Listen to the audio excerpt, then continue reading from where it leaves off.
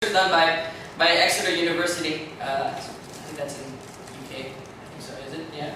And they did the research of some gifted people, so-called gifted people like Picasso, Mozart, and what contributed to their success growing up was that they had opportunities to practice their craft. They had encouragement and training. Mozart trained for his whole childhood life before he become the huge rock star that he was, and motivation and practice.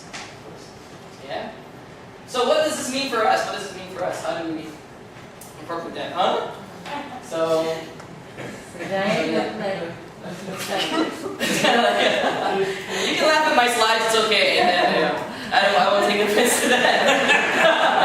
That's probably part of the point. That's probably, yeah. Creativity, huh? Get you involved a little bit here. So it won't be all PowerPoint. I'm sorry for taking a long time. I feel like I'm taking a lot of time here. But we have activities coming up too. There's a question from the guy on your right. Yes. No, I said the questions from the guy on your right are what's taking all the time. Hey, the questions from the guy. Oh, you. Sorry, I'm sorry. So basically, taking from that research. So basically, we're saying creativity. What I think is creativity is fostered in cultures that, it's fostered in cultures that value independent thinking, risk-taking, and learning, and in places where failure is allowed and diversity is valued. Now, further down the article, there was this thing where HP has this, they have this annual report, and they have this rules for the garage. This is kind of their philosophy of creating a creative environment. This is their philosophy of it, and it's going to be kind of heavy, and I'll go through it fast because it's basically a long list. But here's what they had: believe you can change the world. Work quickly. Keep your tools unlocked. Work whenever. Know when to work alone and when to work together. Share tools, ideas. Trust your colleagues. No politics, no bureaucracy. These are really things in the garage. The customer defines the job well done. Radical ideas are not bad ideas. Invent different ways of working. Make a contribution every day. If it doesn't contribute, it doesn't leave the garage. Believe that together we can do anything. Invent. And I kind of looked at this and I said, it'd be cool if we can kind of have that philosophy also in the classroom and kind of change it in a way. And I tried to do that. And here, this is what I kind of thought of taking from that and seeing how we could apply it to the classroom and how maybe we could share this idea to students. So maybe you could say, you will change the world. Use your time wisely. Know when to work with a friend or alone. Share everything. Trust each other. Share ideas.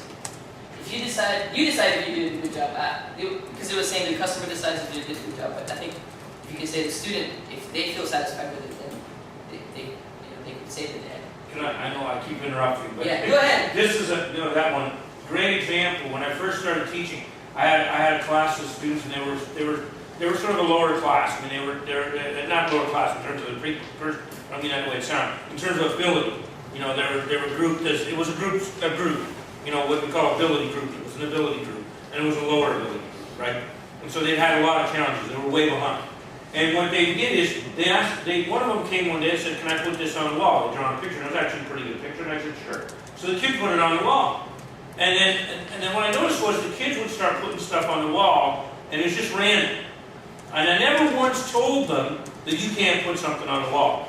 So, some kids would do something like they take a piece of paper and they just to get their ideas on the wall, they just do this and then go over and stick it on the wall. Right? And I still didn't say anything. But what was interesting is the kids, that point there, you decided to do a good job.